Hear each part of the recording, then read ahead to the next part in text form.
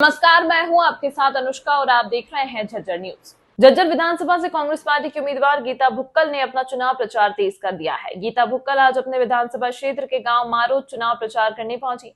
कांग्रेस उम्मीदवार गीता भुक्कल का मारोद में पहुंचने पर ग्रामीणों की तरफ से जोरदार स्वागत किया गया। कांग्रेस उम्मीदवार गीता भुक्कल ने अपने भाषण के दौरान भारतीय जनता पार्टी की सरकार पर जमकर निशाना साधते हुए अनेकों आरोप लगाए और कहा 10 साल में भारतीय जनता पार्टी की सरकार में हरियाणा प्रदेश का भट्टा बिठा दिया और लोग आज भी चौधरी भूपेंद्र सिंह हुड्डा के राज को याद करते हैं, क्योंकि भाजपा ने हर वर्ग को दुखी और परेशान करने का काम किया। चाहे खिलाड़ियों की बात हो या फिर किसानों की बात या जवानों की बात हो, भारतीय जनता पार्टी की सरकार में हर वर्ग को प्रताड़ित करने का काम किया। प्रदेश की जनता विधानसभा चुनाव में परिवर्तन करने का काम करेगी और हरियाणा में पूर्ण बहुमत से कांग्रेस पार्टी की सरकार बनने जा रही है। प्रधानमंत्री मोदी द्वारा गोहाना रैली में दलितों को लेकर दिए गए राजनीतिक भाषण पर कांग्रेस उम्मीदवार गीता भुक्कल ने पलटवार करते हुए कहा कि कांग्रेस पार्टी ने हमेशा दलितों का सम्मान किया है। जनता महान होती है। लोगों ने मन बनाया है कि कांग्रेस आ रही है और बीजेपी जा रही है, क्योंकि बीजेपी की केंद्र में, राज्य में जिला परिषद, नगर परिषद, हर जगह तो बीजेपी का कब्जा था।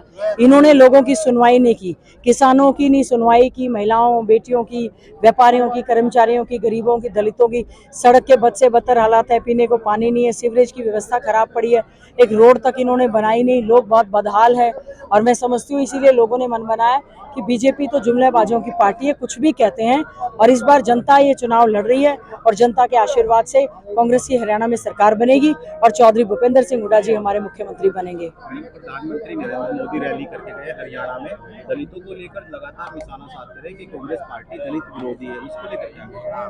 देश के प्रधानमंत्री हैं, आए हैं, हम उनका स्वागत करते हैं। सुनीता दुग्गल उनकी सांसद थी, 3.5 लाख वोटों से जीती थी, उनकी टिकट काट दी गई, तब उनको दलित महिला नजर नहीं आई।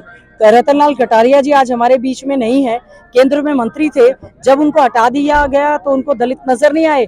इनके एक मंत्री थे, पीडब्ल्यूडी मंत्री, 2 बार लगातार जीते थे, उनकी टिकट काट दी, तब उनको दलित याद नहीं आए। पटौदी से विधायक है, उनकी टिकट काट दी, तब दलित याद नहीं आए। कांग्रेस में दलितों का मान सम्मान इतना ज्यादा है। बहन कुमारी शैलजा जी हमारी सांसद हैं, जनरल सेक्रेटरी हैं। हमारे जो स्टेट के अध्यक्ष हैं उदयभान जी, वो भी दलित हैं। हमारे राष्ट्रीय अध्यक्ष हैं, वो भी दलित हैं। और मैं तो ज्यादा दलित की इतनी बात नहीं करती, लेकिन मैनिफेस्टो कमेटी की मैं चेयरमैन हूँ, मैं भी एक महिला दलित हूँ। तो उनके कौन सी आंखों पर पट्टी चढ़ी हुई है बीजेपी वालों के, ये जो बार बार दुष्प्रचार कर रहे हैं। आज दलितों ने, क्योंकि संविधान बचाने के लिए कांग्रेस पार्टी को वोट किया है, इसलिए वो इस तरह का जहर घोलने का प्रयास कर रहे हैं।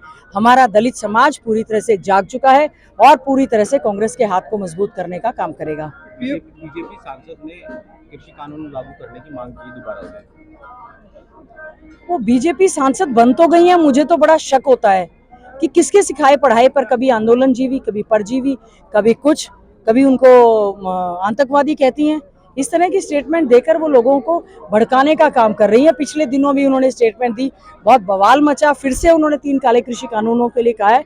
750 किसानों की बलि, उनको समझ नहीं आ रहा है कि 750 किसानों की बलि चढ़ी थी और हम लोग उनकी याद में स्मारक बनाएंगे, उनको शहीद का दर्जा देंगे। और बीजेपी वालों ने, जो भी किसान शहीद हुए थे, इनके नेताओं ने उनकी खिल्ली उड़ाने का काम किया था। क्या कारण है कि किसानों को दिल्ली की राजधानी में जाने नहीं दे रहे, शंभू पर उनको बैरिकेड्स लगाकर रोक दिया गया।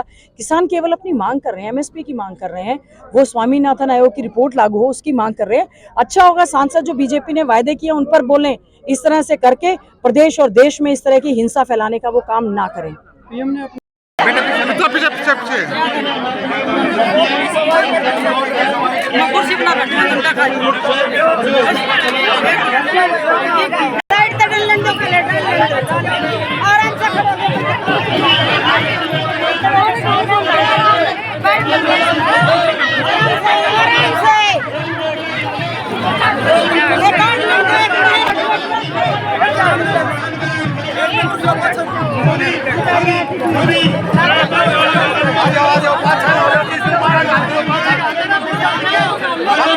तमाम महत्वपूर्ण खबरों के लिए देखते रहिए झज्जर न्यूज।